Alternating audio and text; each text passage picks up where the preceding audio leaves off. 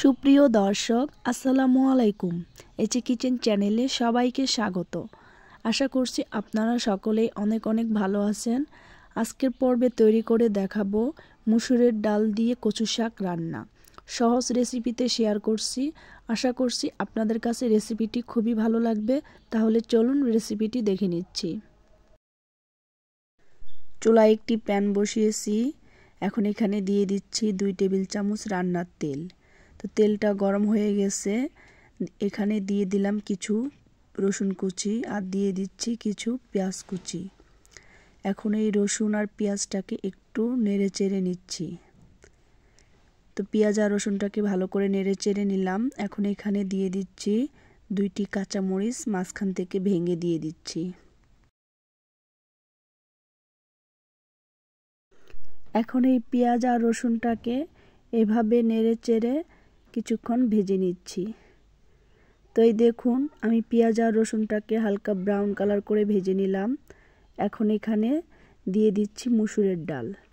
আমি এখানে half cup মুসুরের ডাল ভালো করে ধুয়ে পানি ঝরিয়ে নিয়েছি। এখন এই ডালটা এখানে দিয়ে দিলাম। তো ডালটা দিয়ে ভালো করে নেড়ে চেড়ে কিছুক্ষণ ভেজে নিচ্ছি। তো এই দেখুন আমি ডালটাকে গোল্ডেন কালার করে ভেজে নিলাম। তো ডালটা ভাজা হয়ে গেছে। এখন এখানে পানি দিয়ে দিচ্ছি। আমি এখানে 1 কাপ গরম পানি দিয়ে দিচ্ছি। এখন পানিটা দিয়ে ভালো করে নেড়ে চেড়ে মিশিয়ে নিচ্ছি। এখন এখানে দিয়ে দিচ্ছি হাফ চা চামচ হলুদের গুঁড়ো আর দিয়ে দিচ্ছি স্বাদ মতো লবণ। লবণটা দিয়ে ভালো করে নেড়ে চেড়ে ডালটাকে কিছুক্ষণ কষিয়ে নিচ্ছি। তো এই দেখুন আমি ডালটাকে এভাবে নেড়ে চেড়ে কিছুক্ষণ কষিয়ে নিলাম। তো ডালটা কষানো হয়ে গেছে। এখন এখানে দিয়ে দিচ্ছি কচু শাক। আমি কচু শাকটাকে এভাবে ছোট ছোট করে কেটে ভালো করে ধুয়ে নিয়েছি। এখন শাকগুলো সব দিয়ে দিচ্ছি। ডাল আর শাকটা সেদ্ধ হতে যতটুকু পানি লাগে আপনারা এখানে পানি দিয়ে দিবেন। আমি এখানে 2 কাপ পানি দিয়ে দিচ্ছি। পানিটা অবশ্যই গরম পানি হতে হবে। তো আমি এখানে 2 কাপ গরম পানি দিয়ে দিলাম। এখন ঢাকনা দিয়ে ঢেকে শাকটাকে 5 মিনিট রান্না করে নেব।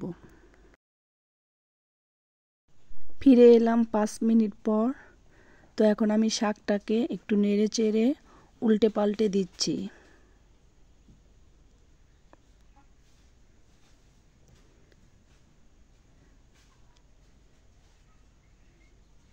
তো এই তো আমি ভালো করে শাকটাকে নেড়ে চেড়ে দিলাম। এখন এই শাকটাকে আমি ততক্ষণ পর্যন্ত রান্না করব যতক্ষণ পর্যন্ত না শাক আর ডালটা ভালো করে সেদ্ধ হচ্ছে। তো এই দেখুন ডাল আর কচু শাক দুটোই সেদ্ধ হয়ে গেছে। এখন একটু ভালো করে নেড়ে চেড়ে দিচ্ছি। এখন এই শাক আর ডালটাকে আরও ততক্ষণ পর্যন্ত রান্না করব যতক্ষণ পর্যন্ত না পানিটা শুকিয়ে যাচ্ছে। তো আমি এভাবে নাড়তে থাকবো আর জাল করতে থাকবো। তো ফিরে আসছি কচু শাকের পানি শুকিয়ে যাওয়ার পর। তো এই দেখুন আমি কচু শাকটাকে আরও কিছুক্ষণ রান্না করে নিলাম। তো কচু শাকের পানিটা পুরোটাই টেনে নিয়েছে। এখন শাকটা চুলার থেকে নামিয়ে নিচ্ছি। এখন কচু শাকটাকে বাগার দেব। তার জন্য চুলায় একটি প্যান বসিয়েছি।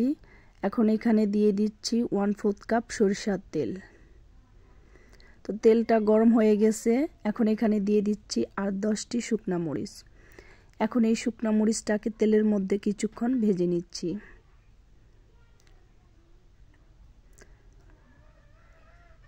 তো শুকনা মরিচটা ভাজা হয়ে গেছে। এখন এখানে দিয়ে দিচ্ছি কিছু রসুন কুচি আর দিয়ে দিচ্ছি কিছু পেঁয়াজ কুচি। এখন এই পেঁয়াজ আর রসুনটাকে একটু ভেজে নিচ্ছি।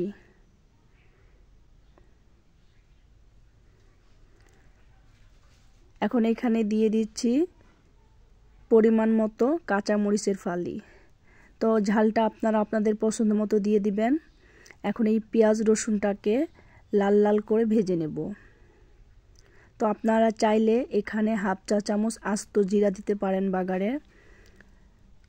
তো ভিডিওটি ভালো লাগলে লাইক কমেন্ট শেয়ার করবেন, আমার চ্যানেলটিকে সাবস্ক্রাইব করে চ্যানেলটির পাশেই থাকবেন। তো এই দেখুন আমি পেঁয়াজটাকে লাল লাল করে ভেজে নিলাম। তো পেঁয়াজ রসুন সবগুলো ভাজা হয়ে গেছে। তো এখন এখানে কচু শাক দিয়ে দিচ্ছি।